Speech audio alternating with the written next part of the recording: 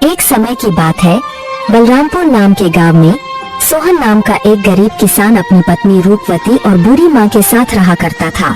सोहन की एक छोटी सी बेटी थी जिसका नाम मुन्नी था। सोहन अपने परिवार का भरण पोषण गांव के मुनीम जी के यहाँ मजदूरी करके किया करता था। सोहन का घर का गुजारा बहुत मुश्किल से हो पाता था।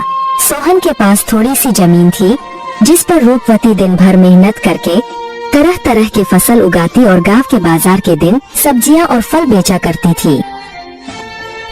सारे बलरामपुर वासी रूपवती से ही सब्जियां और फल खरीदते। सब्जी ले लो, फल और सब्जी ले लो, ताज़ा ताज़ा सब्जी ले लो, फल और सब्जी ले लो, हरी भरी फल और सब्जियां ले लो। हरी भरी सब्जियां 20 रुपए किलो, सिर्फ 20 रुपए किलो, फल और सब्जियां ले लो। अरे रूपवती कैसी हो? घर में सब ठीक तो है ना? और मुन्नी कैसी है? मदन काका, मैं ठीक हूँ और घर में भी सब ठीक ही है और मुन्नी भी बिल्कुल ठीक है। काका और बताओ, आज बाजार कैसे आना हुआ और काकी कहाँ है? क्या बताओ रूपवती, तुम्हारी काकी किसी काम से दूसरे गांव गई है। इस कारण रसोई का सारा काम मुझे ही करना पड़ रहा है, तो सोचा क्यों ना आज बाजार से सारा सामान लेते चलूं। अच्छा, तो ये बात है मदन काका। अच्छा रूपवती, तुम ये बताओ टमाटर कैसे किलो बेच रही हो? रोज की तरह 20 रुपए किलो ही बेच रही हूँ काका। अच्छा ऐसा करो रूपवती, मुझे 1 किलो टमाटर दे दो। क्यों नहीं काका, देती हूँ। इतना कहकर रूपवती मदन काका को 1 किलो टमाटर दे देती है और बदले में मदन काका से पैसे ले लेती है। रूपवती के खेत में एक पुराना कुआं भी था जो सालों भर सूखा ही रहता। उस कुएं में एक बूंद पानी भी नहीं था। इस कारण रूपवती दूसरे गांव वालों के कुएं का पानी अपने खेतों की सिंचाई और खेती के लिए इस्तेमाल करती थी। अपने कुएं से पानी लेते देखकर कुएं के मालिक हरिदास को रूपवती से बहुत जलन होती थी।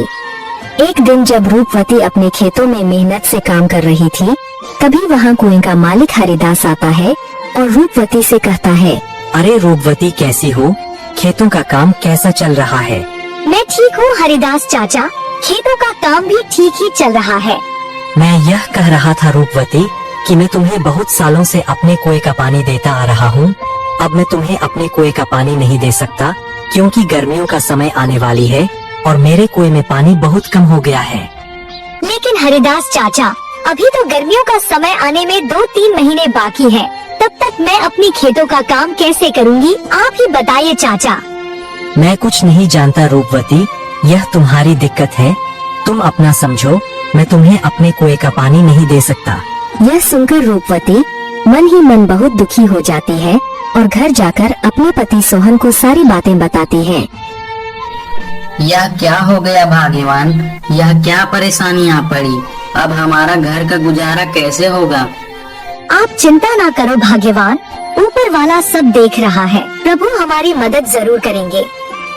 अच्छा ठीक है रूपवती, तुम जाकर आराम करो, मैं हरिदास काका से मिलकर आता हूँ। यह कहकर सोहन हरिदास काका से मिलने उनके घर की ओर निकल पड़ता है।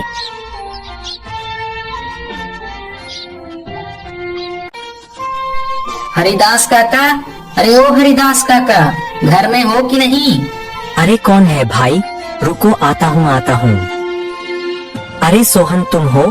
मेरे घर कैसे आना हुआ? हरिदास काका, मुझे रूपवती ने बताया कि आपने हमें कुएं का पानी देने से मना कर दिया। हाँ सोहन, यह बात सच है कि मैंने रूपवती को अपने कुएं का पानी लेने के लिए मना कर दिया। ऐसा क्या हो गया हरिदास काका? देखो सोहन, मैं तुम्हें कई सालों से अपने कुएं का पानी देता आ रहा हूँ और इस बार गर्मियों का समय आने वाली है, इस कारण मेरे कुएं का पानी बिल्कुल सूख कर कम हो गया है। अगर मैं तुम्हें अपने कुएं का पानी देता हूँ तो मुझे गर्मियों में बहुत परेशानी होगी। लेकिन हरिदास काका, अभी तो गर्मियाँ आने में 2-3 महीने का समय है, तब तक मेरे खेतों का क्या होगा?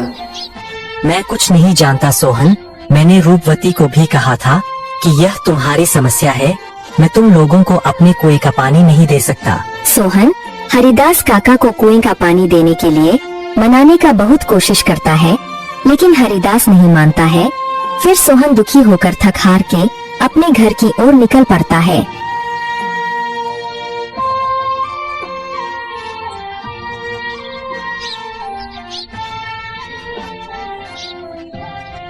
हुआ? हरिदास काका ने क्या कहा? ना रूपवती, हरिदास काका ने पानी देने से मना कर दिया। कह रहे थे अगर मैं तुम्हें पानी देता हूँ तो मुझे गर्मियों में बहुत परेशानी होगी।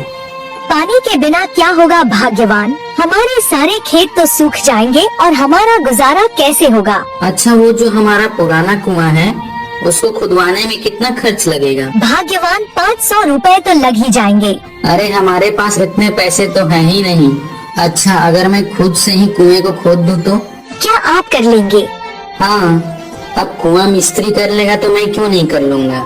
अच्छा भाग्यवान, कल सुबह सुबह दोनों कुएं के पास चलेंगे। भाग्यवान जाओ, मुझे बहुत भूख लग रही है। जाओ जाओ, घर में जो कुछ भी है वो फटाफट लेकर आओ। इतने ही बीच में उन्हें एक आवाज सुनाई देती है। ये किसकी आवाज है? वह दोनों बाहर निकलकर देखते हैं तो एक साधु महाराज उनके घर के बाहर भिक्षा मांगने के लिए खड़े होते हैं। जो कुछ भी घर में हो, चावल, गेहूं, बाजरा, दाल, वो मुझे दे दो बेटा। अरे साधु महाराज, हम सब पहले से ही इतने गरीब हैं। हम जैसे तैसे करके अपना जीवन गुजार रहे हैं। ऐसे में हम तुम्हें कहाँ से दान दे? सोहन की स्थिति देखकर बाबा जी समझ चुके थे और बोले, कोई बात नहीं बेटा, कोई बात नहीं, ठीक है बेटा, अब मैं चलता हूँ। मैं किसी और के घर में भिक्षा मांग कर खा लूँगा। अरे रूपवती, हमारे घर में बाबा को देने लायक कोई भोजन है क्या? भाग्यवान, हमारे घर में बाबा को देने लायक कुछ भी नहीं है। केवल थोड़े से चावल थे जो तुम्हारे लिए बचा कर रख दिए थे। अगर वह बाबा को दे देंगे तो तुम्हें भूखा रहना पड़ेगा। रुकिए बाबा, भाग्यवान जाओ और मेरे हिस्से का भोजन है वो जाकर बाबा को दे दो। लेकिन भाग्यवान, अगर मैंने आपके हिस्से का चावल बाबा को दे दिया तो तुम्हें भूखा रहना पड़ेगा। तुम उसकी चिंता मत करो भाग्यवान। अगर वैसे भी अगर मैं बाबा को भूखा जाने दूंगा तो मेरे गले से भोजन नहीं उतरेगा। जाओ वो भोजन लेकर आओ।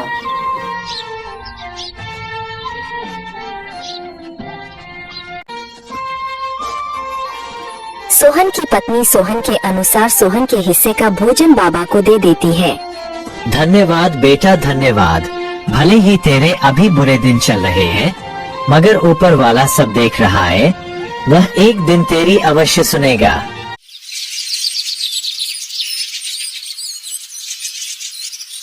फिर अगले दिन सुबह सुबह दोनों सोहन और उसकी पत्नी रूपवती अपने कुएं की खुदाई करने अपने खेत की ओर चल देते हैं। देखो रूपवती, देखो हमारे कुएं में तो एक भी बूंद पानी नहीं है। हाँ भाग्यवान, प्रभु हमारी कौन सी परीक्षा ले रहे हैं? फिर सोहन कुएं में नीचे उतरकर कुएं की खुदाई शुरू कर देता है।